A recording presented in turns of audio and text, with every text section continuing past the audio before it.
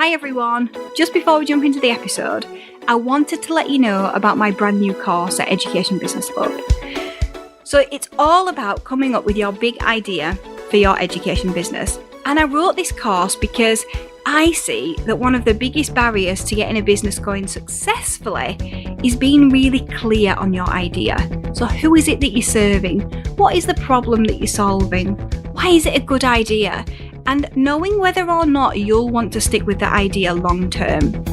So in the course, I teach the 18 reasons why your business ideas will work and won't work, and the 6 key ingredients that you need to make sure that you have a viable idea. You're going to come away from the course being really clear on your new education business idea, whether that's you starting a business for the first time, maybe you're adding another income stream into your existing business, or even maybe you just want to sense check what you've done so far if you've been in business for a few years. It's not a long, onerous course. I didn't want to do that to you, but it will provide you with lots of action-focused information that you can just start acting on straight away. You can find the course at educationbusinessclub.co.uk/training. Thank you so much for listening to that, and here is today's episode.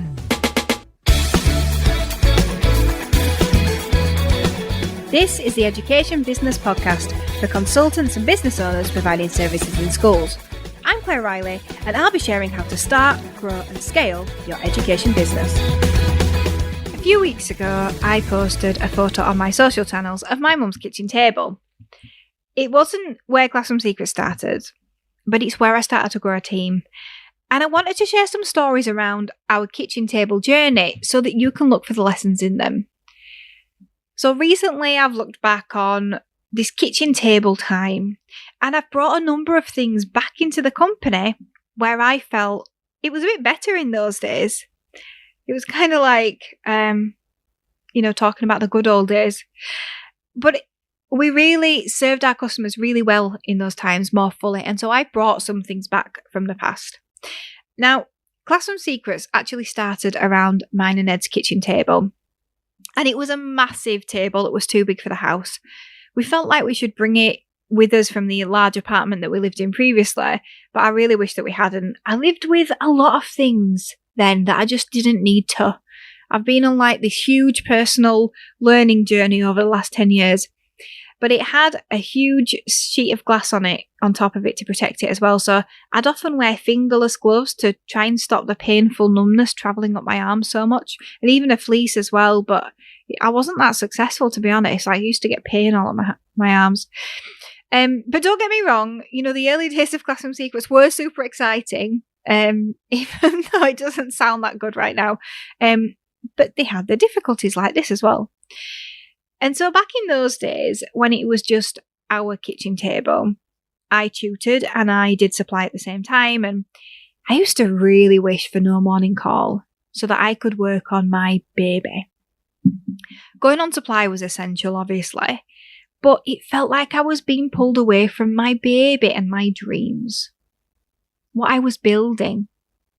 And on the days that I did go on supply, I'd find myself useful things to do for the business while I was out, like thinking up questions for math resources whenever I had a spare moment. Boredom is really not my friend, you see. So I would turn it into productive time.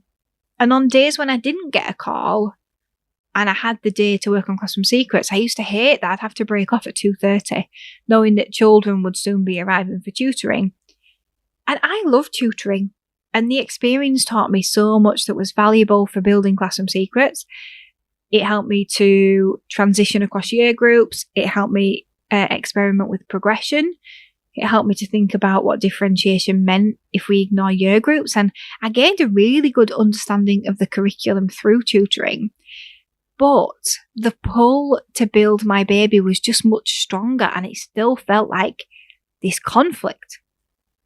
So all businesses start somewhere, and perhaps you've got an office, but I had a kitchen table. And in this day and age, post-COVID, many more people are working from their kitchen tables. So once I started employing staff, we used to meet at my mum's house once a week. And that was mainly because my first employees who lived close enough were my mum and my sister. and my kitchen table was too big for people to actually sit around. And it was in those moments sat around my mum's kitchen table where magic often happened, where we'd share information about what we were doing, or we'd get big ideas that would take us forward in resources or marketing. And gathering around that kitchen table just gave us space to communicate and build the company together. It's different on Teams, which is what we use in the company now. You don't get that same feeling. And while we obviously absolutely love remote working, many of the team at Classroom Secrets do still enjoy opportunities to meet up and chat or work in the office to see people. And of course, our away days as well, where we all come together, we all love those. Getting together back then wasn't all the time either. It was just one morning a week. So that was fine. And through that process, we quickly realised there was a specific type of work to do when we were together, because we worked together often and we wanted to chat and things. So sometimes it'd be meetings, other times training or sharing information. It certainly wasn't for sitting there and proofreading, because it just couldn't be done. But there was a theme about this time together that drove the company forward, and it was that everyone just mucked in. We kept growing the team, and new people would come on a Tuesday, and they learned a lot from us by just listening to the conversations and learning more about the company.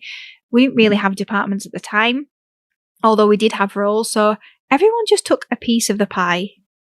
So when we started a live chat facility, we just all mucked in and we all answered the queries. Now, I wouldn't really want, a resource creator to be interrupted every 3 minutes at the moment. But at that time, it was so valuable to everyone to experience that. We all really felt part of it. And all the team members had a really good understanding of what our customers wanted and what they needed. So this episode is a story. It's about my experience. And I've been thinking a lot recently about stories and experience. And that's why I tell you the stories, to show you my experience and so that you can learn from them. Because learning from someone else's experience, that's something that I pay for regularly. For me, someone I buy training or mentoring from has to have walked the walk. They can't just know it from somebody else or something that they read. It's hard to keep track, but I'm sure I've signed up to at least 10 courses and 4 coaching programs in 2022 so far. And then I've got my own experiences on top as well. And what I've learned about experience in business is that the moment you employ someone, the amount of experience you gain begins to ramp up. And then the more people you take on, the more experiences that you will gain faster. And so that's the value that you get really in the training that Ed and I have created at Education Business Club, our experience. There's nothing quite like it. To know that someone understands because they've been there and know how they've figured it out to be better. Maybe you're listening right now and you're thinking that there's a specific area that you need help with, and you think that maybe me and Ed can help you with that. And if that's you, just reach out to us on Instagram. Let us know what it is, and we'll see if we can help you with our experience, because we're all about that. So everyone gathered around my mum's kitchen table, and it was great for skill building and getting to know each other and building the company as well. And we all mucked in and we understood our customers on a deep level. And then when we got an office, we lost some of that. And as I mentioned before, I've been working hard to get some of what we lost back in place now at Classroom Secrets. But the transition to the office was harder than you'd think, and it certainly felt more formal. People moved more into departments, and I suppose in some ways, as a serial entrepreneur, I miss the kitchen table days and prefer it over the formality. So don't listen to my voice and the disappointment in my voice and think that formalising is wrong, because it's not wrong. It's not wrong. It's absolutely right. But if I could do it all over again, or it's probably better to say when I do it all over again, I'd just be more aware of what I didn't want to lose in the transition, because I'd be aware of what I could lose. And I would know as well, wouldn't I, that the kind of culture shift, even though it doesn't happen overnight, it's just not for everyone. And if you read about growing a company from scratch, you'll learn that what you end with is hardly any of the same people that you started with, and that's just perfectly normal, part of the journey. So we all mucked in around the kitchen table, and it felt like a community fair where we were all involved. And the transition was difficult, and getting into our own lanes and concentrating on our superpowers has been really hard for us as a team, especially at a more senior level. And that's because we've all been around the longest and we've done it all. But, your business has to mature, and it's going to be something that you experience in the future as well if you choose to grow your company. And when that time happens, just know that me and Ed are here to help you with our experience, to get you through with understanding what you're going through and help you move through the icky bits more quickly. So I'd love to know what your key takeaways are from this episode about starting your business around a kitchen table. I want to know if I'm actually sharing helpful insights, whether the stories are interesting. So why don't you just leave me a review on whatever podcast platform you listen to, or you could tag us on Instagram as well. Maybe share some of the things that resonated with you. And I'm going to see you next time. Thank you for listening to the Education Business Podcast. To get more information to grow your business, sign up at educationbusinessclub.co.uk.